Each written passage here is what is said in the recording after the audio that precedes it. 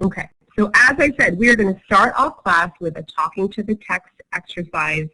The purpose of talking to the text is to really activate your brain while you're reading. Sometimes when we read, we're just going through the motions and reading the words and decoding the words and trying to think about what does this word spell? B-U-Y-I-N-G, oh, it's the word buying, and then you just kind of say it in your head. But it's taking it to the next level is thinking about what you're reading while you're reading. Okay, so to do a nice refresher of this, for this very first slide, I am going to talk to the text for this slide completely. I'm going to do this one all by myself. I'm not actually going to write on the board because that'll slow me down a little bit, but I'm going to read, and as I'm reading, I'm going to say anything that I'm thinking about while I'm reading. Okay? And remember, you guys have your Think Aloud bookmark. Whenever you go into a Talking to the Text assignment, you can click on the bookmark and it will open up something that looks like this. And this gives you prompts or ideas in case you feel stuck, things that you can say in your Talking to the Text. So you can make a prediction. If you're picturing something in your mind, you can say that. Of course, any questions that you have would always be great things to write when you're talking to the text. If it's reminding you of something, if you're confused about something.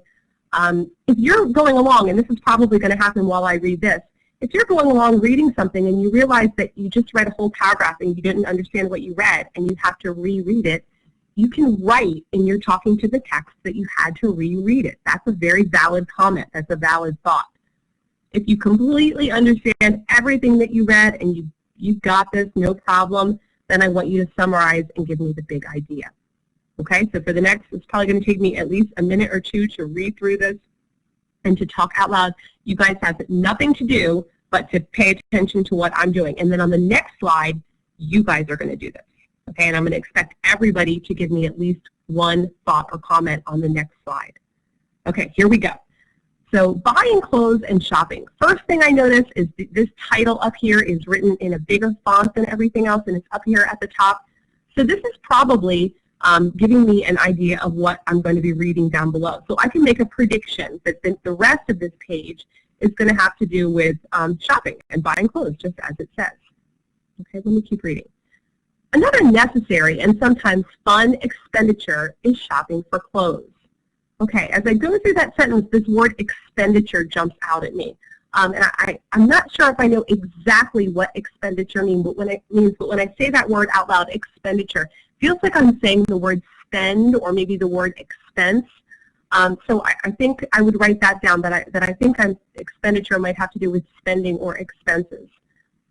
This can be done in many ways. You may go directly to stores to try on clothing. This way you can make sure of the fit. An alternate way to shop is by catalog or internet. The few sentences that I just read right there talk about going to the store. And I just went to the King of Prussia Mall this weekend for the first time in a long time, and it's reminding me of that. There were a lot of stores. I had to try on clothing, which I hate doing, so this is reminding me of that. And then we start talking about catalogs and internet shopping, and I actually have some catalogs on my kitchen table right now that I'm going to take a look at maybe tonight, and I might do some shopping on the internet. So this is all, I'm really forming a mental picture of what they're talking about here. This can involve shipping costs and sending back if the item does not fit. As soon as I see shipping costs, one of the catalogs I have on my table is for LL Bean, and they have an offer right now for free shipping, so that's reminding me of that. I'm going to keep reading. But as can be seen by an increase in shipping companies, this can become a viable alternative to getting in traffic and going to malls. All right, I'm going to go down to the next section, and it looks like I have another heading. This is written in bold. It says sales tax. So this next part is probably specifically about sales tax. Before we begin to look at shopping and buying, we want to talk about sales tax. Many states use sales tax as a way to fund necessary services in the state, such as education or highway maintenance. In some states, it is one of the major sources of revenue.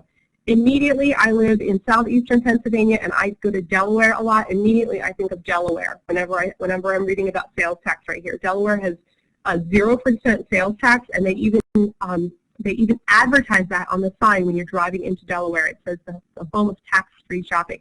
So I'm picturing that sign for Delaware as I'm reading this paragraph. Okay, then I see the word rule.